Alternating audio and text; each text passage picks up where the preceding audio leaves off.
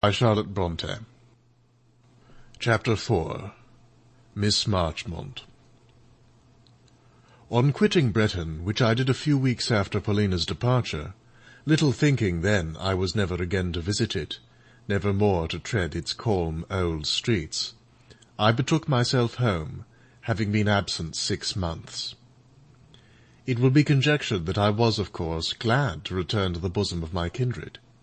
Well, the amiable conjecture does no harm, and may therefore be safely left uncontradicted. Far from saying nay, indeed, I will permit the reader to picture me, for the next 8 years, as a bark slumbering through halcyon weather, in a harbour still as glass, the steersman stretched on the little deck, his face up to heaven, his eyes closed, buried, if you will, in a long prayer. A great many women and girls are supposed to pass their lives something in that fashion. Why not I with the rest?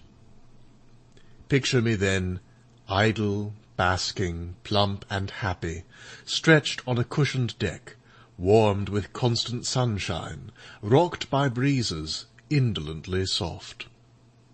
However, it cannot be concealed that, in that case, I must somehow have fallen overboard, or that there must have been wreck at last. I too well remember a time, a long time, of cold, of danger, of contention. To this hour, when I have the nightmare, it repeats the rush and saltness of briny waves in my throat, and their icy pressure on my lungs. I even know there was a storm, and that not of 1 hour nor 1 day. For many days and nights neither sun nor stars appeared. We cast with our own hands the tackling out of the ship. A heavy tempest lay on us. All hope that we should be saved was taken away. In fine, the ship was lost. The crew perished. As far as I recollect, I complained to no one about these troubles. Indeed, to whom could I complain? Of Mrs. Breton I had long lost sight. Impediments raised by others had, years ago, come in the way of our intercourse, and cut it off. Besides, time had brought changes for her too. The handsome property of which she was left guardian for her son, and which had been chiefly invested in some joint stock undertaking, had melted, it was said, to a fraction of its original amount. Graham, I learned from incidental rumours, had adopted a profession. Both he and his mother were gone from Breton, and were understood to be now in London. Thus there remained no possibility of dependence on others. To myself alone could I look. I know not that I was of a self-reliant or active nature, but self-reliance and exertion were forced upon me by circumstances, as they are upon thousands besides. And when Miss Marchmont, a maiden lady of our neighbourhood, sent for me, I obeyed her behest, in the hope that she might assign me some task I could undertake. Miss Marchmont was a woman of fortune, and lived in a handsome residence, but she was a rheumatic cripple, impotent, foot and hand, and had been so for 20 years. She always sat upstairs. Her drawing-room adjoined her bedroom. I had often heard of Miss Marchmont, and of her peculiarities. She had the character of being very eccentric, but till now had never seen her. I found her a furrowed, grey-haired woman, grave with solitude, stern with long affliction, irritable also, and perhaps exacting. It seemed that a maid, or rather companion, who had waited on her for some years, was about to be married, and she, hearing of my bereaved lot, had sent for me, with the idea that I might supply this person's place. She made the proposal to me after tea, as she and I sat alone by her fireside. "It will not be an easy life," said she candidly, "for I require a good deal of attention, and you will be much confined. Yet, perhaps, contrasted with the existence you have lately led, it may appear tolerable." I reflected. Of course, it ought to appear tolerable, I argued inwardly, But somehow, by some strange fatality, it would not. To live here, in this close room, the watcher of suffering, sometimes perhaps the butt of temper, through all that was to come of my youth, while all that was gone had passed, to say the least, not blissfully. My heart sunk one moment, then it revived, for though I forced myself to realize evils, I think I was too prosaic to idealize, and consequently to exaggerate them. "My doubt is whether I should have strength for the undertaking," I observed. "That is my own scruple," said she, "for you look a worn-out creature." So I did. I saw myself in the glass in my morning dress, a faded, hollow-eyed vision. Yet I thought little of the one spectacle. The blight, I believed, was chiefly external.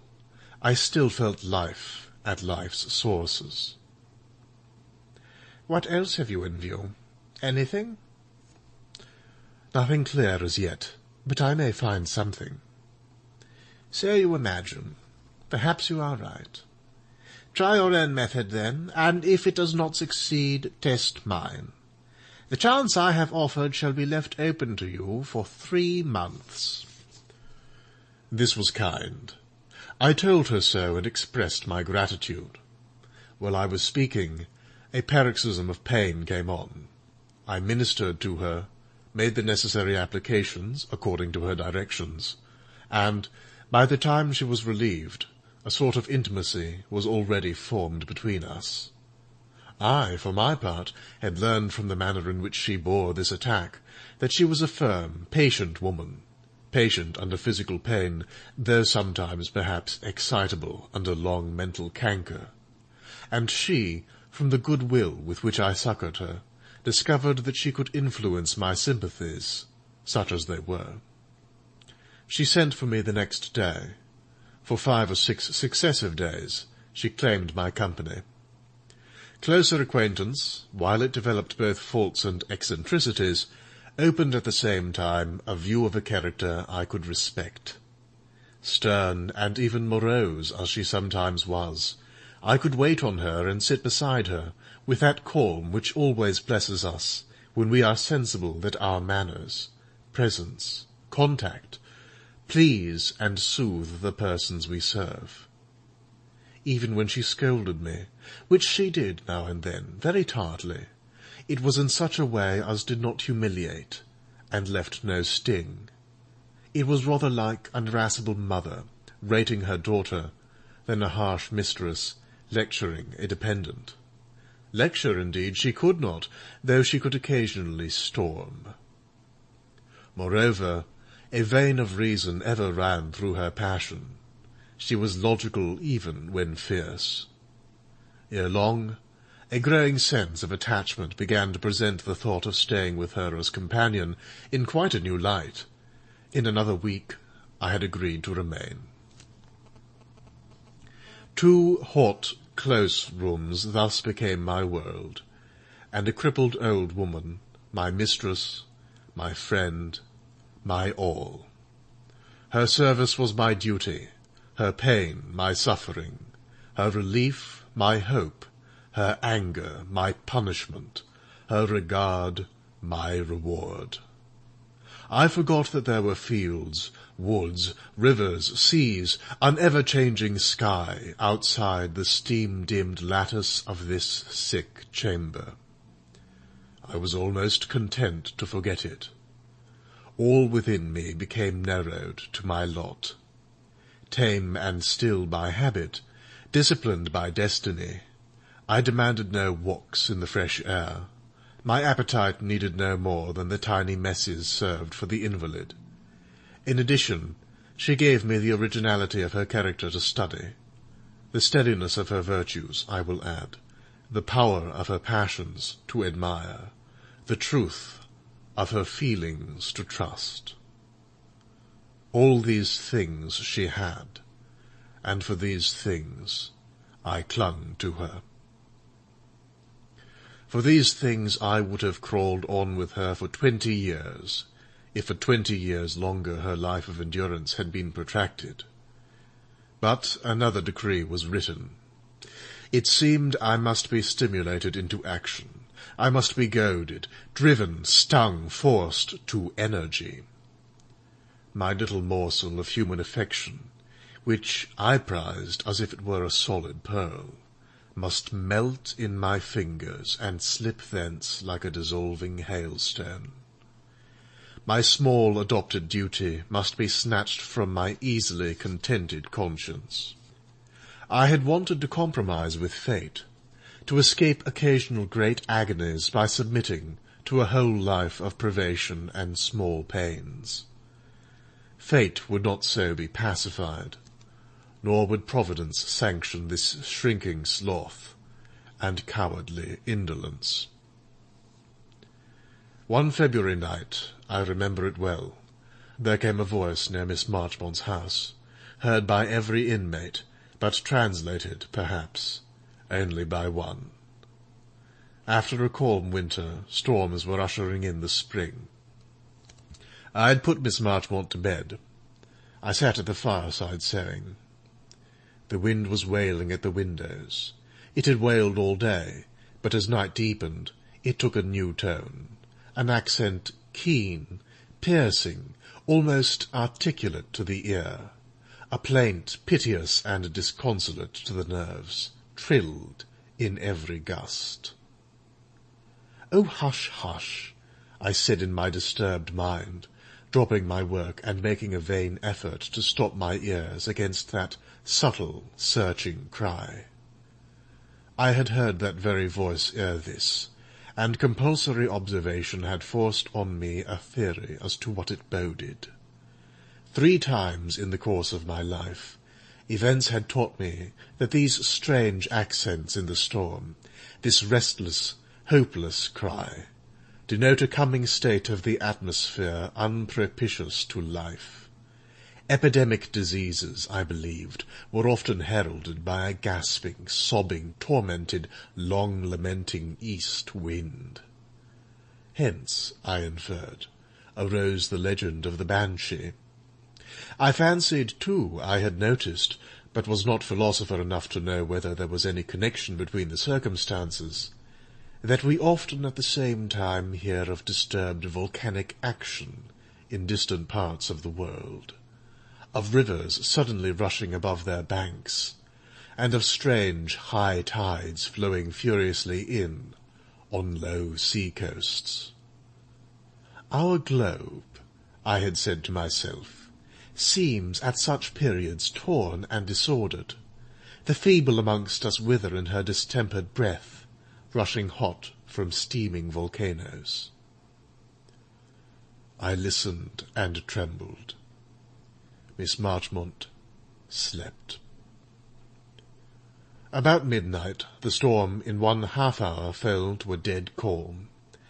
The fire, which had been burning dead, glowed up vividly. I felt the air change and become keen. Raising blind and curtain, I looked out, and saw in the stars the keen sparkle of a sharp frost. Turning away, the object that met my eyes was Miss Marchmont awake, lifting her head from the pillow and regarding me with unusual earnestness. "Is it a fine night?" she asked. I replied in the affirmative. "I thought so," she said, "for I feel so strong, so well. Raise me. I feel young tonight," she continued, "young, light-hearted, and happy. What if my complaint be about to take a turn, and I am yet destined to enjoy health? It would be a miracle." And these are not the days of miracles, I thought to myself, and wondered to hear her talk so. She went on, directing her conversation to the past, and seeming to recall its incidents, scenes, and personages with singular vividness. "I love memory tonight," she said. "I prize her as my best friend. She is just now giving me a deep delight. She is bringing back to my heart, in warm and beautiful life, Realities, not mere empty ideas, but what were once realities, and that I long have thought decayed, dissolved, mixed in with grave mould. I possess just now the hours, the thoughts, the hopes of my youth. I renew the love of my life, its only love, almost its only affection, for I am not a particularly good woman. I am not amiable. Yet I have had my feelings strong and concentrated, and these feelings had their object, which in its single self was dear to me, as to the majority of men and women are all the unnumbered points on which they dissipate their regard. While I loved, and while I was loved, what an existence I enjoyed! What a glorious year I can recall! How bright it comes back to me! What a living spring! What a warm, glad summer! What soft moonlight, silvering the autumn evenings! What strength of hope under the ice-bound waters and frost-hoar fields of that year's winter! Through that year my heart lived with Frank's heart. Oh, my noble Frank, my faithful Frank, my good Frank! So much better than myself, his standard in all things so much higher. This I can now see and say. If few women have suffered as I did in his loss, few have enjoyed what I did in his love. It was a far better kind of love than common.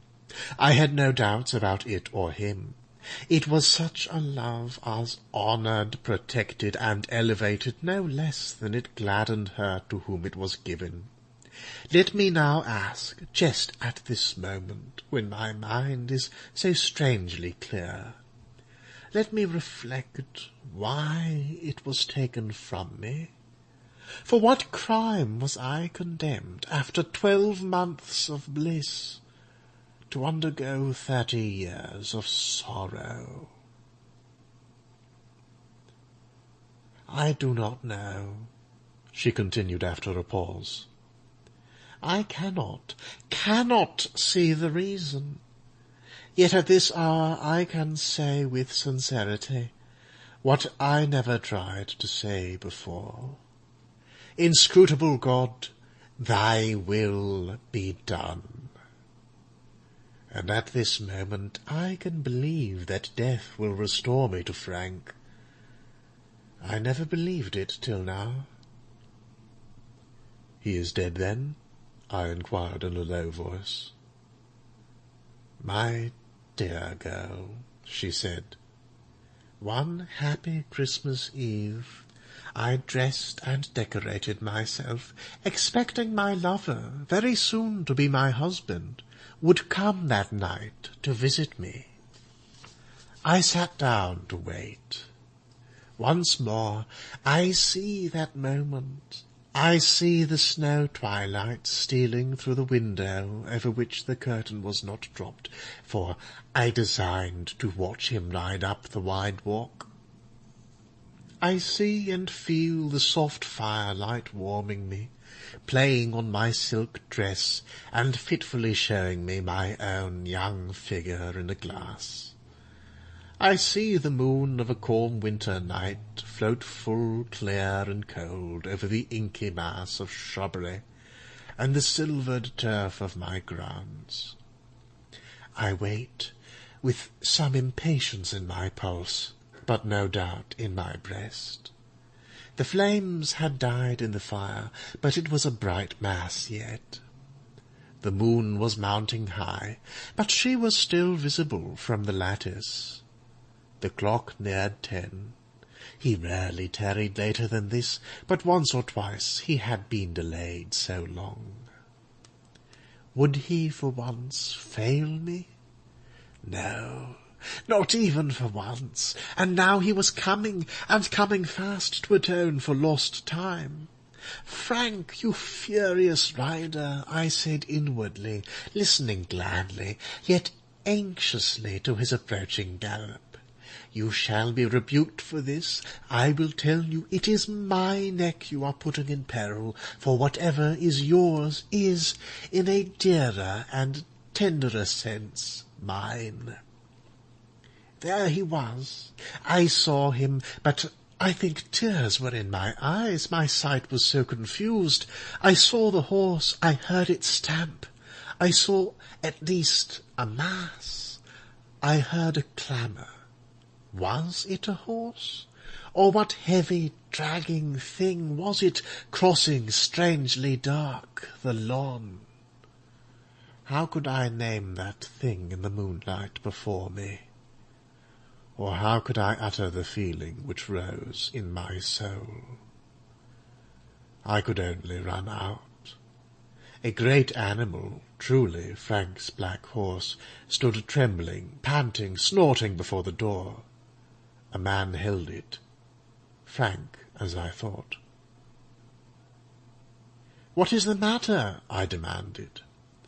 Thomas, my own servant, answered by saying sharply, "Go into the house, madam," and then calling to another servant, who came hurrying from the kitchen as if summoned by some instinct. "Ruth, take the missus into the house directly." But I was kneeling down in the snow, beside something that lay there, something that I had seen dragged along the ground, something that sighed, that groaned on my breast as I lifted and drew it to me. He was not dead. He was not quite unconscious. I had him carried in. I refused to be ordered about and thrust from him. I was quite collected enough not only to be my own mistress, but the mistress of others. They had begun by trying to treat me like a child, as they always do with people struck by God's hand. But I gave place to none except the surgeon, and when he had done what he could, I took my dying Frank to myself. He had strength to fold me in his arms. He had power to speak my name. He heard me as I prayed over him very softly. He felt me as I tenderly and fondly comforted him. "Maria," he said, "I am dying in paradise." He spent his last breath in faithful words for me. When the dawn of Christmas morning broke, my Frank was with God. "And that," she went on, "happened 30 years ago. I have suffered since. I doubt if I have made the best use of all my calamities. Soft, amiable natures they would have refined to saintliness. Of strong, evil spirits they would have made demons. As for me, I have only been a woe-struck and selfish woman."